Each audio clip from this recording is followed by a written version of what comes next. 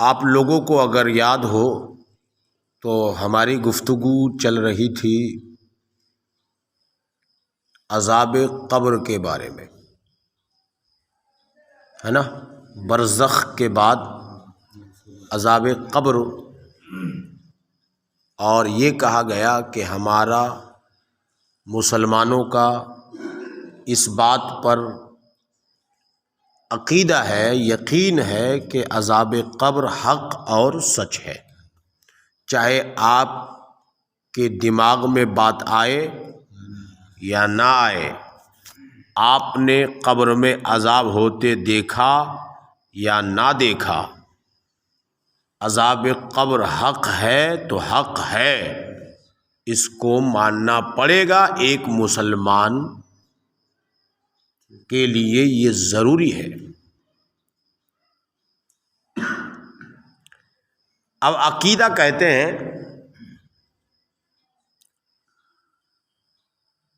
کہ مردہ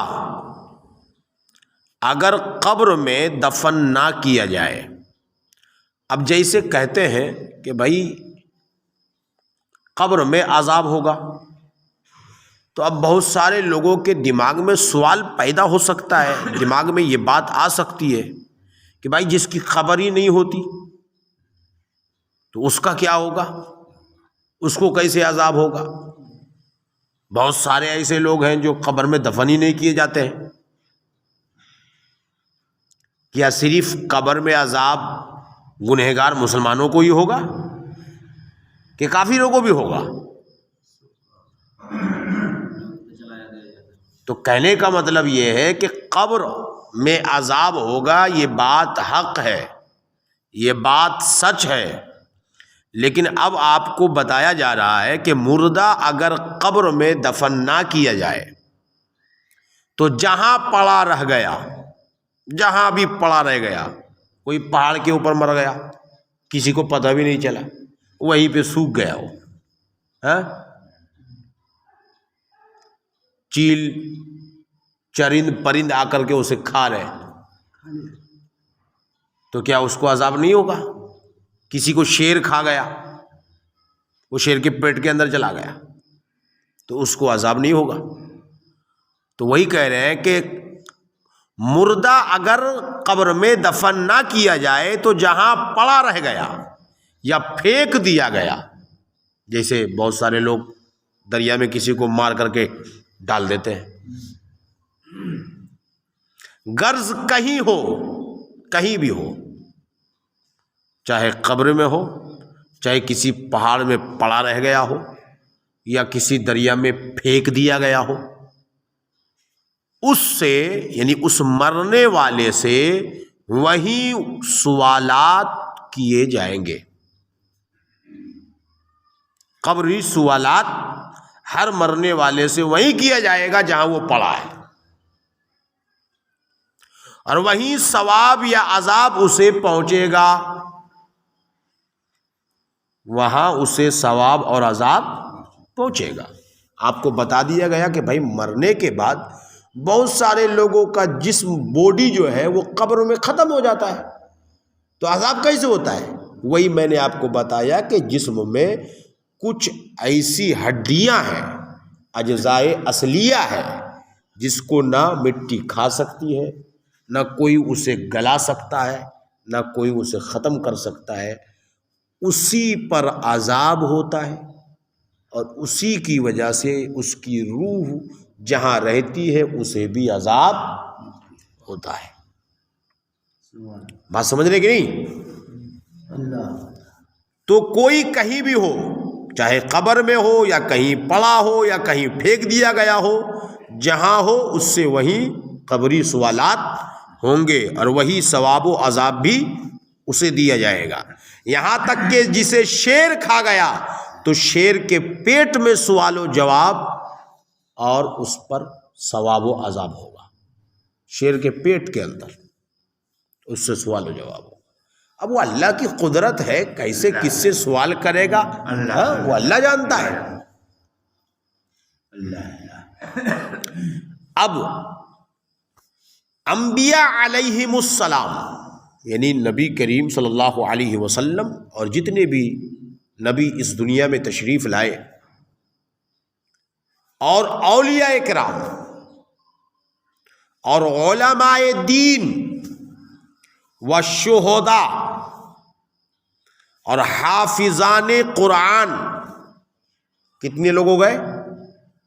انبیاء علیہم السلام کم و بیش 1,24,000 یا 2,24,000 حضرت آدم علیہ السلام سے لے کر ہمارے آقا محمد رسول اللہ صلی اللہ علیہ وسلم تک، اور اولیاء کرام. اب اولیاء کرام تو ہر زمانے میں رہے، کتنے سارے ہیں ہمیں پتہ نہیں ہے. اور علماء دین، علماء دین دین کا علم رکھنے والے علماء دین و شہداء، اور جو شہید کر دیے گئے، چاہے وہ عالم ہو چاہے غیر عالم ہو. شہادت کا درجہ پانے کے لیے عالم ہونا ضروری نہیں ہے، بلکہ شہید ہونا ضروری ہے، جذبہ ایمان ضروری ہے نا. اور حافظان قرآن یعنی حافظ وغیرہ. کیسے حافظ؟ قرآن مجید پر عمل کرتے ہوں، ایسے حافظ جو قرآن پہ عمل کرتے ہوں، صرف پڑھنے جانتے وہ نہیں، بلکہ قرآن کو پڑھتے بھی ہو اور قرآن پہ عمل بھی کرتے ہو. بات سمجھ رہے ہیں؟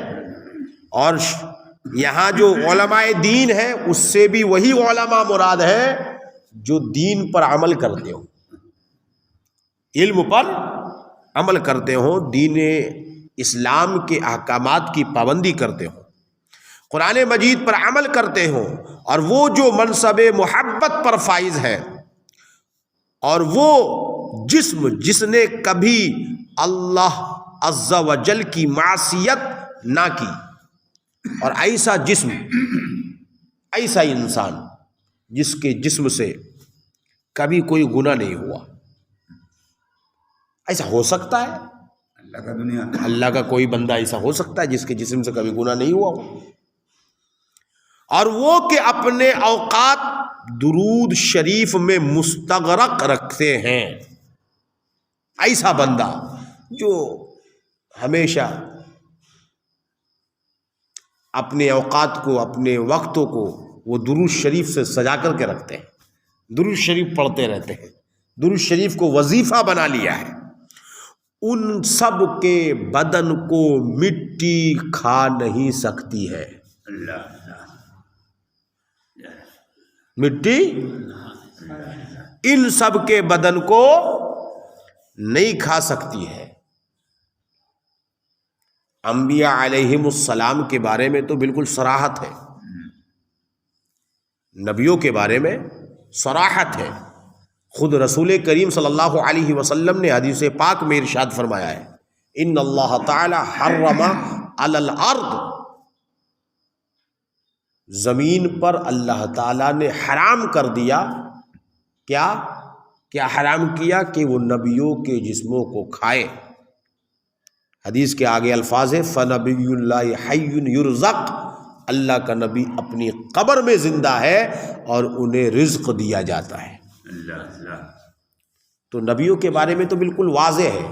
اور وہ معراج کے بارے میں جب آپ سنتے ہیں تو بار بار آپ کو بتایا جاتا ہے کہ بھئی وہ حضرت موسیٰ علیہ السلام اپنی قبر میں جو ہے کھڑے ہو کر کے نماز پڑھ رہے ہیں.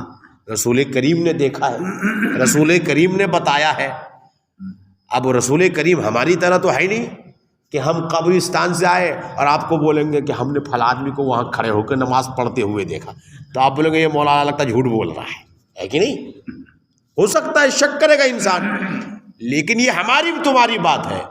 لیکن یہ بات کہ موسیٰ علیہ السلام قبر میں کھڑے ہو کر کے نماز پڑھ رہے ہیں، کسی عام بندے نے نہیں کہا ہے، یہ رسول اللہ نے کہا ہے.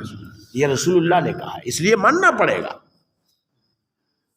اور عقیدہ ہے ہم اہل سنت و جماعت کا کہ اللہ کا نبی اپنی قبر میں زندہ ہے، اور زندہ ایسے ہیں کہ معراج کی رات مسجد اقصی میں جا کر کے نماز بھی پڑھتے ہیں، ایسے زندہ ہے نا.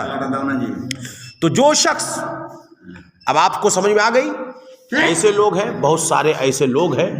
تو اب اللہ تبارک و تعالی اگر کرم کرنے پر آئے، اللہ اگر رحم کرنے پر آئے، تو اللہ تبارک و تعالی اگر چاہے تو انبیاء علیہم السلام کے صدقے میں اولیاء کرام، علماء دین اور شہداء اور قرآن کریم کے حافظ جو قرآن کریم پر عمل کرتے ہوں، اور وہ جسم جس نے کبھی گناہ نہیں کیا ہے، اور وہ لوگ جو اپنے اوقات کو ہمیشہ درود شریف سے سجا کر کے رکھتے ہیں، ایسے لوگوں کے جسموں کو اللہ تعالیٰ جو ہے کبھی جو ہے زمین کو کھانے نہیں دے گا، بلکہ ان کا جسم بھی جو ہے وہ قبر میں محفوظ رہے گا. یہ اللہ کی قدرت پر ہے، اللہ کے چاہنے پر ہے، اللہ کی مرضی پر ہے. لیکن ہم مسلمان ہیں اور ہم کہتے ہیں ظن المؤمنین خیرا.